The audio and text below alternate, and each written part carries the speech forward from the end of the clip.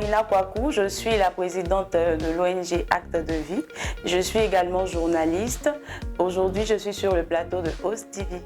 Présentez-nous l'ONG Actes de Vie.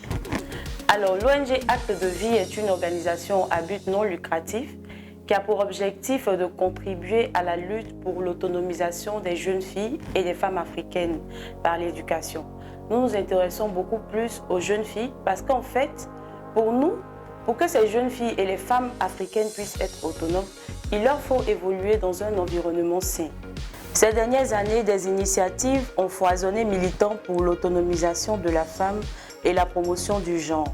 Votre ONG vient-elle par effet de mode ou pour répondre à un besoin précis? En d'autres termes, quelle est votre plus-value? Alors, pour en parler, je vais devoir revenir à mon enfance. L'objectif était en fait d'avoir un orphelinat quand je serai grande. Et jusqu'à ce que je grandisse avec les conditions de la vie dans lesquelles je suis, où j'ai grandi, ça a été un peu compliqué de parvenir à faire cet orphelinat. Et finalement, en 2016, on a opté pour l'ONG Actes de Vie. Donc, on a pensé Actes de Vie en 2016. À l'ONG Actes de Vie, on est un peu plus centré sur la jeune fille. On parle d'autonomisation des femmes et d'autonomisation des jeunes filles, mais les jeunes filles de moins de 18 ans nous intéressent beaucoup plus pour avoir vécu dans un environnement difficile. Le plus important, c'est de prôner l'autonomisation, et qui dit autonomisation dit prise en charge par soi-même. Je pense qu'avec ce volet-là, on peut un tant soit peu vivre en paix et ne pas dépendre de quelqu'un. Parce que quand on dépend des autres, ça occasionne tout un tas de difficultés. Comme le nom de l'ONG l'indique, Actes de Vie, dites-nous quel acte vous avez déjà posé ou que vous entreprenez à l'endroit des femmes et des jeunes filles pour atteindre vos objectifs. Ah, ça, c'est une très belle question. Alors, à ce niveau-là, je dirais que c'est vrai que nous n'avons pas assez d'années d'existence, surtout officiellement. Bien avant, en 2016, on avait déjà mené quelques actions, c'est-à-dire les dons à l'orphelinat. On a essayé d'échanger un peu avec les jeunes. Mais après avoir eu notre récépissé l'année dernière, nous sommes tombés dans la période des vacances scolaires. Et donc, au niveau de l'ONG Actes de Vie, on a réfléchi à produire des guides de bonne conduite pour les jeunes filles, pour les adolescents, mais aussi pour les adolescents. Et donc, dans la réalisation de ces guides, on a pu avoir l'assistance de pas mal de personnes qui sont quand même aguerries sur ces questions, donc dont des activistes et autres.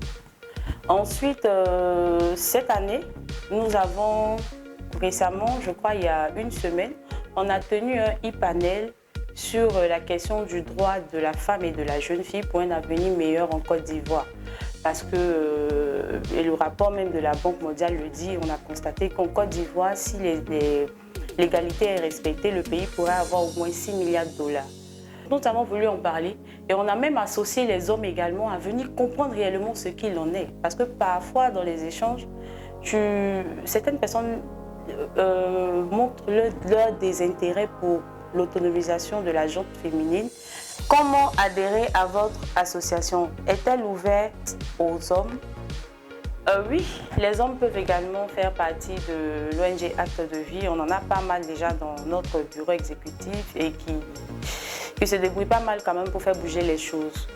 Concernant l'adhésion, nous l'avons fixée à 5 000 francs CFA et à une cotisation mensuelle de 1 000 francs pour les membres, ce qui diffère des membres du bureau exécutif qui peuvent payer 2 000 francs CFA par mois en plus de l'adhésion. Mais nous, on ne voit pas forcément l'argent parce qu'en toute chose, c'est vrai, il faut payer l'adhésion, il faut payer les cotisations, mais après, il faut être aussi dévoué. Alors, que peut-on retenir de l'ONG Actes de Vie? Je dirais que l'ONG Actes de Vie milite certes pour l'autonomisation des jeunes filles et des femmes africaines, oui, mais cela profite au fait à toute la société. Et donc, comme le dit si bien l'artiste Onel Mala que j'aime bien, c'est ensemble qu'on est fort et c'est celui qui l'ignore qui a tort. Donc, il faudrait qu'ensemble nous puissions parvenir à atteindre ces objectifs-là et cela va profiter à la société et justement produire l'effet escompté. Rejoignez-nous dans la lutte et favorisons l'autonomisation de la gente féminine. On aura de bonnes répercussions sur notre économie aussi également. Faites un atalaku de l'ONG Acte de vie en Nouchi.